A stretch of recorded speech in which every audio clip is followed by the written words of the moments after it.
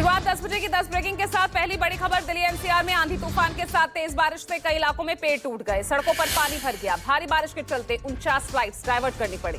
वहीं कुछ जगहों पर तो इतना पानी भर गया कि उसमें कारें तक डूब गई। मौसम विभाग ने पूरी दिल्ली एनसीआर के लिए रेड अलर्ट जारी कर दिया है। केरल में अपने तय समय से 8 दिन पहले मानसून पहुंचा है। मौसम विभाग ने आज देश के 21 राज्यों में आंधी बारिश का अलर्ट जारी किया है। दूसरी ब्रेकिंग, हिमाचल प्रदेश के कुल्लू में बादल फटने से भारी तबाही हुई। जगातखाना इलाके में नाले में अचानक बाढ़ आने से 20 से 25 गाड़ियां तिनके की तरह बह गई। रिहायशी इलाकों में कई मकानों को नुकसान पहुंचा। मौसम विभाग ने 8 जिलों में बारिश और तूफान की चेतावनी जारी की है।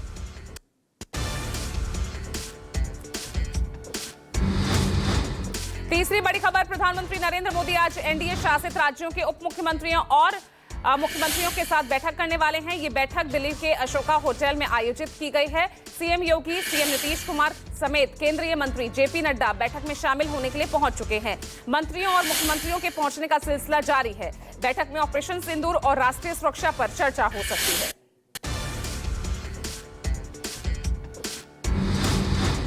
चौथी ब्रेकिंग, एआईएमआईएम अध्यक्ष और सांसद असदुद्दीन ओवैसी ने मुस्लिम देश बहरीन में पाकिस्तान की बखिया उधेड़ दी है। ओवैसी ने सिविल सोसाइटी के साथ बातचीत के दौरान कहा कि भारत पिछले कई सालों से आतंकवाद की आग में जल रहा है, उसकी जड़ें पाकिस्तान से ही जुड़ी हैं। ओवैसी ने पाकिस्तान के आतंकियों की तुलना आईएसआईएस से की और कहा कि इनमें कोई फर्क नहीं।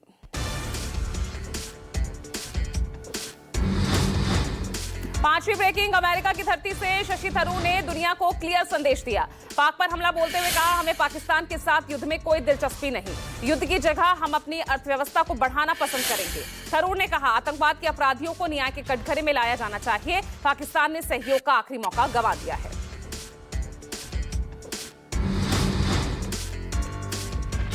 अगली ब्रेकिंग, आरएसएस प्रमुख मोहन भागवत का बड़ा बयान।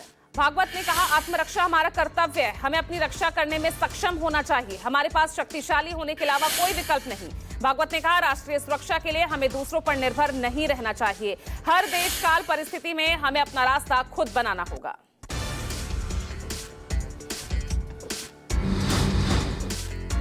सातवीं ब्रेकिंग, गृहमंत्री अमित शाह आज से महाराष्ट्र के 3 दिवसीय दौरे पर।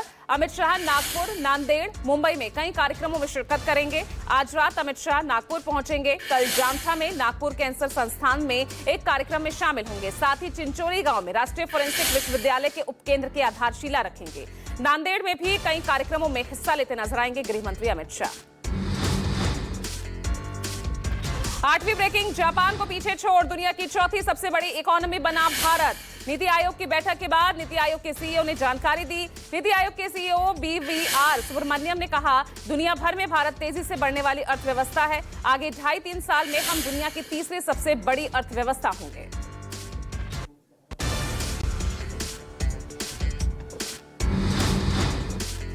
नौवीं ब्रेकिंग, प्रधानमंत्री मोदी मन की बात के 122वें एपिसोड में देश को संबोधित करेंगे। इसमें पीएम मोदी ऑपरेशन सिंदूर, भारतीय सेना और पाकिस्तान के झूठ पर बात कर सकते हैं। साथ ही 33 देशों में भेजे गए भारतीय डेलीगेशन के बारे में भी बता सकते हैं। पिछले एपिसोड में पीएम मोदी ने पहलगाम हमले का जिक्र किया था।